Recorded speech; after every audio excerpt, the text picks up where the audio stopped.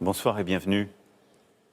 Ça y est, ça commence. Vous avez choisi de vous exprimer dans les 20 heures de nos deux chaînes pour clarifier votre position sur notre engagement aux côtés de l'Ukraine. Eh ben, on n'est pas sorti du sable.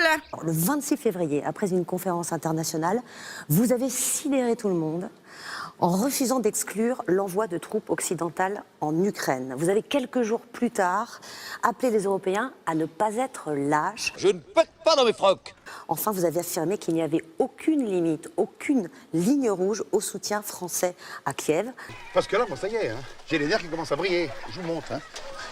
Moi, je bondis, comme ça. Là. Après, je vous arrive dessus en piqué diagonale. Et là, c'est l'hymne à la cruauté, attention. Hein. Un hôtel de récé au culte de la barbarie. Alors, est-ce qu'on a bien compris? Est-ce que vous envisagez d'envoyer des troupes occidentales françaises en Ukraine? Allez-y. Vous êtes assis devant moi. Est-ce que vous êtes debout? Oh, mais quel est con! Allez, maniez-vous le cul! Non, s'il vous plaît. Est-ce que vous excluez de vous lever à la fin de cette interview? Mais qu'est-ce que ça... Non, on se tait et on écoute sans couper. Vous avez compris quelque chose, vous? Non, mais je n'ai pas coupé. Nous avons un objectif. La Russie ne peut pas et ne doit pas gagner cette guerre. Non, mais bien sûr. Et si les choses devaient dégénérer, ça ne serait une fois encore que la responsabilité de la Russie. Est-ce que vous avez fini de nous prendre pour des billes? Qu'est-ce qui se joue en Ukraine? Une guerre qui est existentielle pour notre Europe et pour la France. Non, c'est pas ça du tout. Non, vous avez carrément rien bité au tableau. Hein. Et donc, je décide. Puis je suis une petite tapette qui parle à tort et à travers sans qu'on lui demande son avis. Alors elle ferme son bec, la Boupole, et elle laisse parler les grands garçons. Parce qu'après 2 ans de guerre, après d'ailleurs, je veux ici le rappeler, que nous ayons systématiquement fait ce que nous disions que nous n'allions pas faire. Ah oui, non, mais c'est sûr, dans mon plan, il y a un moment où vous êtes efficace. Ouais. Non, mais j'admets, c'est la partie osée, le paramètre hasardeux, vous voyez? Ce qui relativise aussi les propos très définitifs tenus parfois par certains à travers l'Europe. Il y a 2 ans, nous disions « jamais on n'enverra de chars ». On l'a fait. Il y a 2 ans, on disait « jamais nous n'enverrons de missiles de moyenne portée ». On l'a fait. Mais on disait « jamais on n'enverra d'avions ». Certains sont en train de le faire. Non, mais après, ce qui compte, hein, c'est le résultat. Hein, au maillet, au tir à l'arc. Vous avez essayé la catapulte, hein? Donc, nous avons mis trop de limites, si je puis dire, dans notre vocabulaire. Nous ne sommes pas dans l'escalade, nous ne sommes pas en guerre contre la Russie.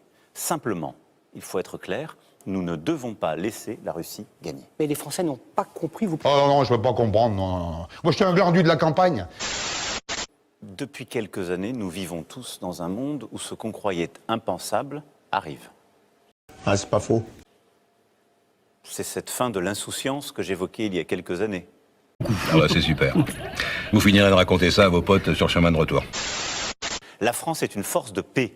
Ah bah mon vieux, pour ça comme pour le reste, on n'est pas à la hauteur de la légende. Simplement, aujourd'hui, pour avoir la paix en Ukraine, il ne faut pas être faible.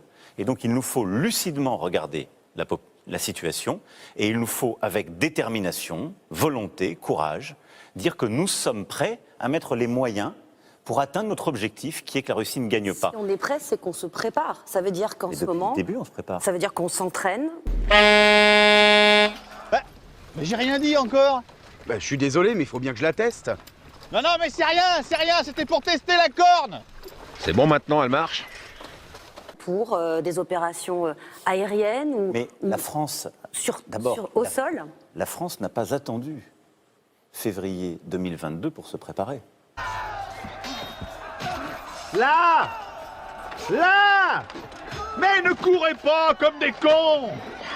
Nous avons un modèle d'armée complète, une force de dissuasion, et des armées opérationnelles.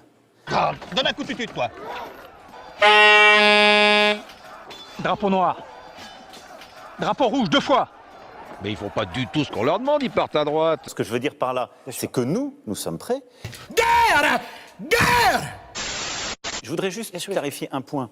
C'est que ce qui s'est passé ces derniers mois est un changement profond. Et ce sursaut que j'ai appelé de mes voeux dès le 16 février aux côtés du président Zelensky ici, et qui m'a conduit à dire cela, mais surtout à décider des choses très concrètes avec nos alliés. Pour faire court, vous êtes ici chez les salopards, hein, c'est admis. On n'a pas des idées bien jojo et on n'a pas peur de le dire. On fomente, on renégate, on laisse libre cours à notre fantaisie. Et à côté de ça, vous avez un régime au Kremlin qui s'est profondément durci. Cette couronne symbolise la fin des haricots et la décarade des tirs au flanc. Et surtout, l'avènement de l'ordre et de la discipline. Et donc, oui, je vous le dis avec la plus grande solennité, ce début d'année 2024 doit être pour nous celui du sursaut. Mon Dieu, les démons sont en route. Non, c'est pas des démons. Oh merde! Laissez-moi profiter de mes derniers instants. Abonne-toi